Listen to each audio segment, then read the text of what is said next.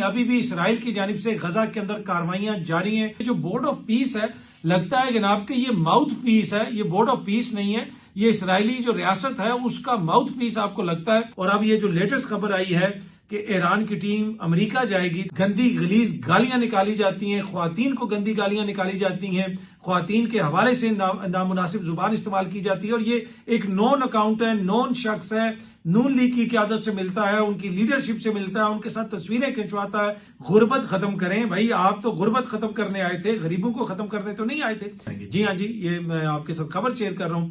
अब तक की जो खबर है वो ये है कि अगली जुमेरात को सोहेल अफरीदी अडियाला जेल जाएंगे। अस्सलाम वालेकुम, उम्मीद है कि आप सब लोग खैरियत से होंगे। सबसे पहली खबर मैं गजा के हवाले से आपके साथ शेयर करना चाहता हूं। ऑल दो कि वहां पे अमन मुआहिदा हो चुका है, लेकिन उसके बाद से अब तक वहां पे 600 से ज्यादा फलस्तीनियों को शहीद किया जा चुका है। इसराइल की जानिब से मसलसल वहां पे कार्रवाइयां की जा रही हैं। गजा के बड़े एरिया के ऊपर अभी भी इसराइल का कब्जा है, वहां पे इसराइल की फौज मौजूद है। और इसी सारी चीज को हाईलाइट करने के लिए यूरोप और दीगर ममालिक से ताल्लुक रखने वाले इंसानी हकूक के जो कारकुन हैं, वो कश्तियों का एक काफिला लेके गजा की तरफ जा रहे थे। रास्ते में उनको इसराइल ने इंटरसेप्ट किया, 175 के करीब लोगों को गिरफ्तार कर लिया गया है। ये सामने आप देख सकते हैं, बीबीसी भी इसको रिपोर्ट कर रहा है, अल जजीरा ने भी इसको रिपोर्ट किया है। स्पेन के वजीर आजम ने इस हवाले से ट्वीट किया है जिसमें उन्होंने कहा है कि इसराइल आलमी कानून की खिलाफ वर्जी कर रहा है।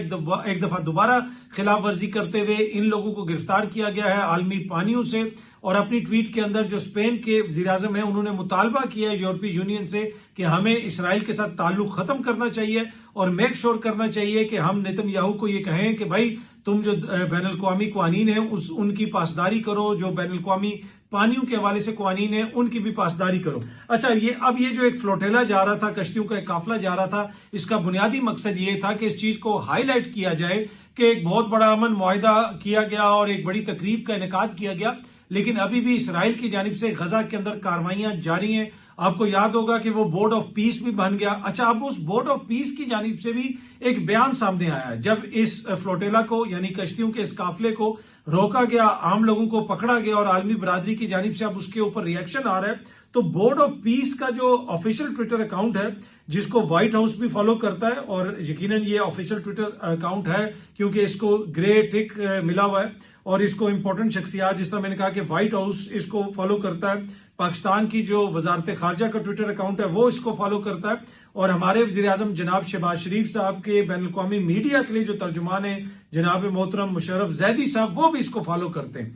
तो अब ये जो बोर्ड ऑफ पीस है, इसने भी इस सारी सूरत हाल के ऊपर एक स्टेटमेंट जारी की है। अब अगर इस स्टेटमेंट को आप पढ़ें तो लगता ऐसे है कि अगर इसराइल की वजारत इतलात से एक स्टेटमेंट जारी होती ना तो शायद वो ज्यादा न्यूट्रल होती, लेकिन बोर्ड ऑफ पीस ने जो स्टेटमेंट जारी की है वो तो इतनी ज्यादा बायस है, लगता यह है कि ये कोई इसराइल का माउथ पीस है। ये बोर्ड ऑफ पीस ना हो गया, ये बोर्ड ऑफ इसराइल हो गया। अच्छा, अपनी ट्वीट के अंदर उन्होंने ये कहा है कि जो लोग वहां पे जा रहे हैं फ्लोटेला के अंदर कश्तियों के काफिले में, उनको जमीनी हकायक का कुछ पता ही नहीं है। असल मसला तो वहां पे हमास है और हमास वहां पे एड चोरी करती है, हमास वहां पे ये करती है, और अगले अपने फेज के अंदर हमने हमास से उसका असला भी वापस ले लेना है, वहां पे एक नई हुकूमत भी बनानी है, और तमाम तर जो जिम्मेदारी है उन्होंने कहा कि जी हमास पे डाल दी, फलस्तीनियों पे डाल दी। एक दफा नहीं कहा कि वहां पे ब्लॉकेड हुआ हुआ है, इसराइल ने किस कानून के तहत वहां पे ब्लॉकेट किया हुआ है, इसराइल ने किस कानून के तहत वहां पे अपनी फौजें भेजी हुई है, इसराइल ने किस कानून के तहत वहां पे 70-80 हजार बंदा मार दिया। तो ये जो बोर्ड ऑफ पीस है, लगता है जनाब कि ये माउथ पीस है, ये बोर्ड ऑफ पीस नहीं है, ये इसराइली जो रियासत है उसका माउथ पीस आपको लगता है, जिस किस्म का बयान उनकी जानिब से जारी किया गया है।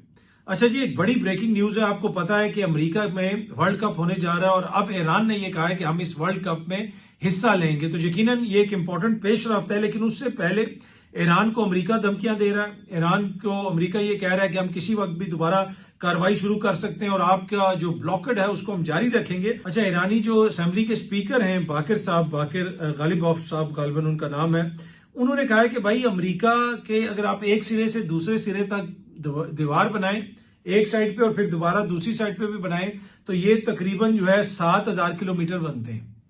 लेकिन आपको क्या पता है कि ईरान का जो बॉर्डर है वो 8000 किलोमीटर यानी तकरीबन 9000 किलोमीटर टोटल जो उसके बॉर्डर्स हैं। तो आप समझते हैं कि आप हमारा ब्लॉकेट कर सकते हैं। आप हमारा रास्ता रोक सकते हैं, हमने इधर से निकलना होगा तो हम इधर से निकल जाएंगे, हमने उधर से कोई चीज भेजनी है तो हम वहां से भेज देंगे। तो बुनियादी तौर पे अमेरिका जो ये कह रहा है, सदर ट्रंप जो ये कह रहे हैं कि हमने इनका नेवल ब्लॉकेट किया हुआ है तो इनके मुल्क में कुछ आ नहीं सकता, कुछ जा नहीं सकता, तो इनको बड़ा नुकसान होगा। तो उस जानिब उन्होंने इशारा करवाया है ईरान की असेंबली के स्पीकर ने कि भाई ये आपकी गलत फहमी है कि आप इस तरह हमारा रास्ता रोक लेंगे।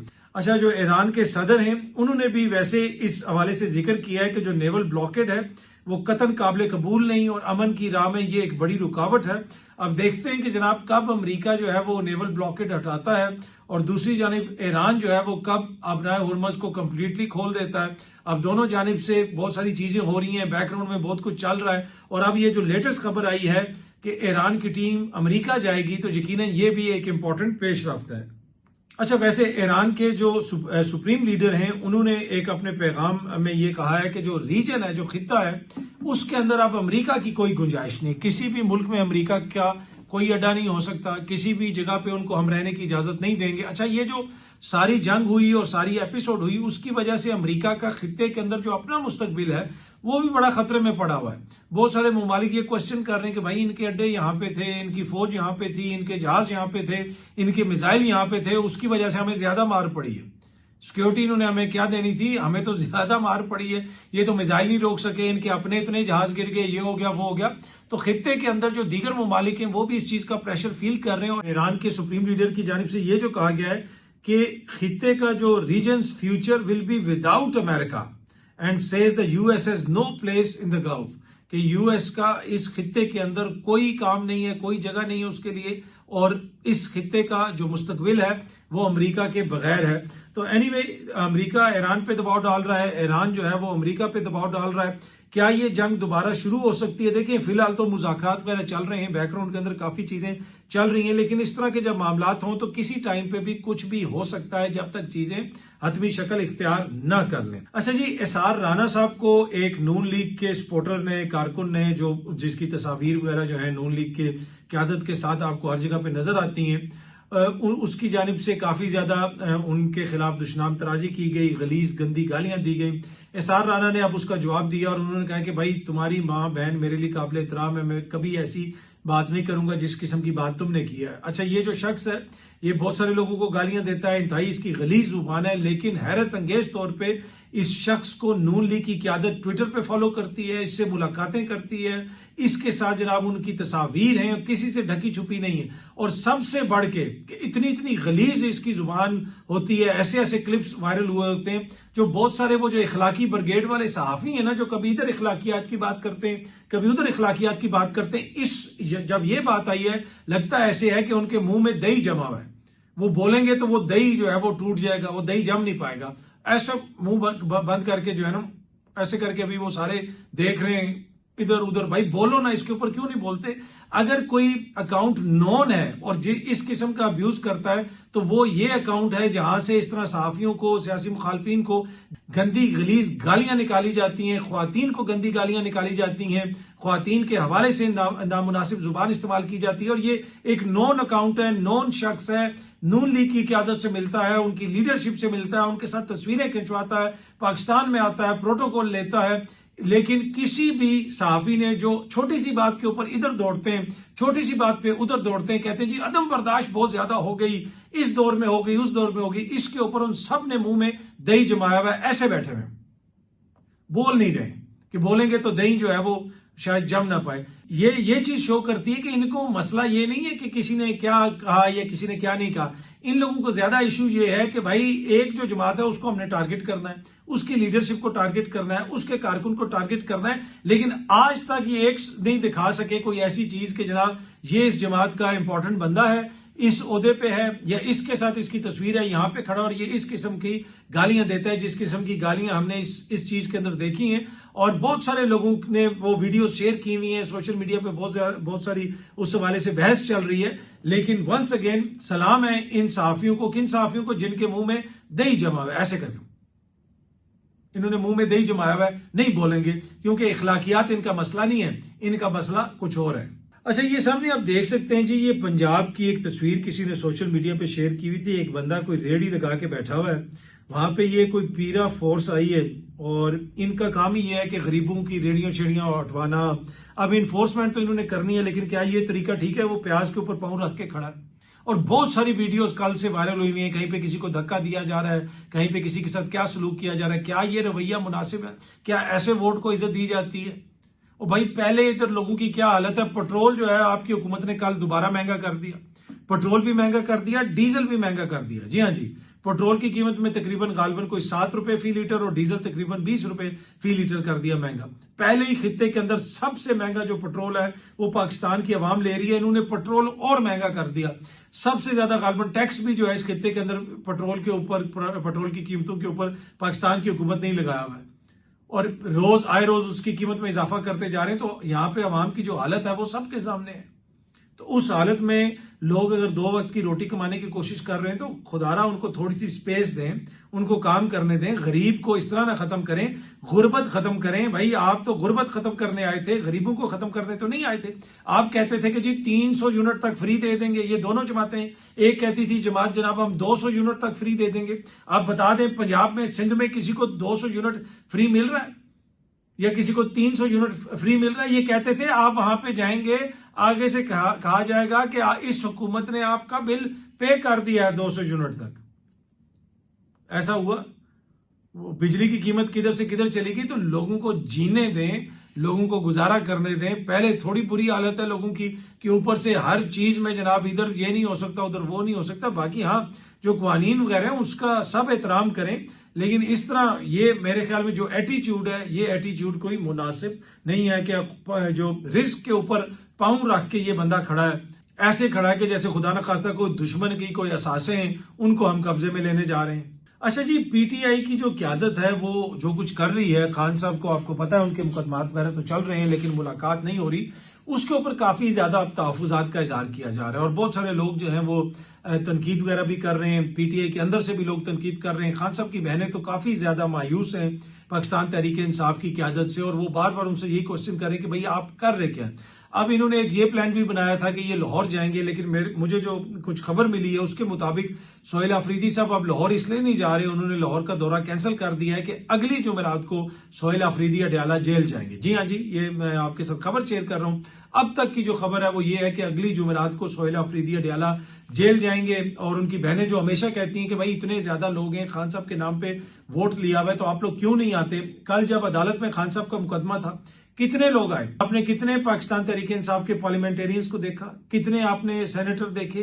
कितने आपने एमएनए देखे? कितने आपने एमपीए देखे? कितने इनके खैबर पख्तूनख्वा के वजीर आपने देखे?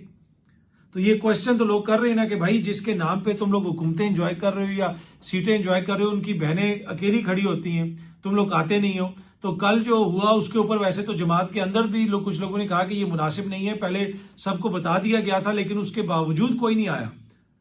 और ये बुनियादी तौर पे जो हुक्म था, ये तो इमरान खान का हुक्म था कि जब भी मेरी कोई समाअत वगैरह हो आप लोग आए, अदालत में आए। लेकिन अब तो इन लोगों ने वो खान साहब के वाली जो ऑर्डर शॉर्डर है उसको भी मानने से वो बिल्कुल इनकारी हो चुकी हैं पाकिस्तान तहरीक इंसाफ के बहुत सारे लोग। पर एनीवे आप देखते हैं कि जी अगली जुमेरात को जब सोहेल अफरीदी साहब आते हैं तो उनके साथ कितने लोग आएंगे और वो लाहेमल क्या देते हैं, वो क्या करने जा रहे हैं अगले 1-2 हफ्तों के दौरान, उनका क्या लाहेमल होगा। अब अप्रैल का महीना तो खत्म हो गया, मैंने आपको कहा था कि अप्रैल के आखिर में पता चलेगा कि चीजें किस तरफ जा रही हैं। हुकूमत ने तो पूरी कोशिश की, जिस किस्म के हालात हैं कि जनाब पेट्रोल इतना महंगा हो गया, ये हो गया, वो हो गया, कि कोई तहरीक बने। लेकिन मेरे ख्याल में शायद तहरीक इंसाफ जो है वो नहीं चाहती कि किसी किस्म की कोई तहरीक का हम आगाज करें, कोई स्ट्रीट मूवमेंट करें, कोई एहतजाज करें। फिलहाल वो सिर्फ जो एक दूसरे के ऊपर ताने मारना, एक दूसरे के खिलाफ बातें करना, सारे मामलात वहीं पे चल रहे हैं। तो इस वक्त जो अप्रैल के खत्म होने के बाद जो इस वक्त सिचुएशन है, मुझे ये लगता है कि इस वक्त मुझे कोई तहरीक बनती हुई नजर नहीं आ रही, और जो तहरीक इंसाफ की क्यादत है उनकी भी यही ख्वाहिश है कि चीजें इसी तरह चलती रहें। शायद वो ये चाहते हैं कि मजीद महंगाई होगी, मजीद मसाइल पैदा होंगे तो लोग इस हुकूमत के खिलाफ और ज्यादा हो जाएंगे। भाई अब और कितने ज्यादा होंगे, पहले जिस हुकूमत की जितनी पॉपुलैरिटी है वो तो सारी दुनिया के सामने है, पर हो सकता है कि ये चीज जो हो वो पाकिस्तान तहरीक इंसाफ की क्यादत के जहन में हो।